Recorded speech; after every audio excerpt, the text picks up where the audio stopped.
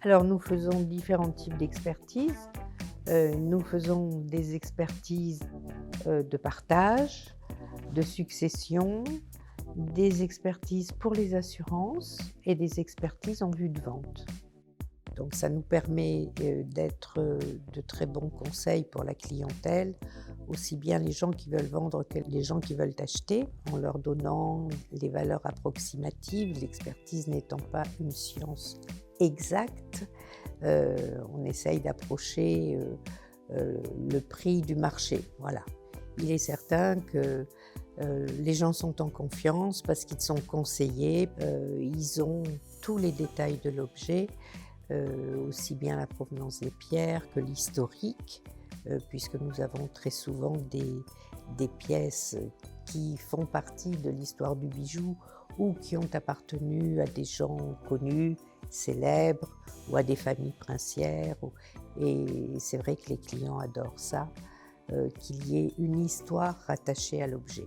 Il nous arrive quelquefois, pas très souvent, mais quelquefois, d'ouvrir un écrin et d'avoir une sorte d'enthousiasme pour découvrir un objet très rare, très beau, très spectaculaire.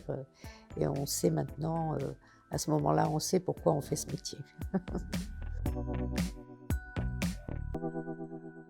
Oui, on a, bon, par exemple, l'année dernière et cette année, vendu 2 fois, des saphirs pour, une famille princière, européenne et chaque fois ça a été, un engouement formidable. Les pierres étaient très belles, il faut le dire, mais ça venait aussi d'une famille princière. Donc ça, c'est très important. On a vendu des bijoux d'artistes, on a vendu les bijoux d'Arlette Giacometti, la femme d'Alberto Giacometti. On a vendu ses bijoux, qui étaient surtout des bijoux art déco, très jolis. C'est toujours un plus qu'il y ait une histoire rattachée à l'objet.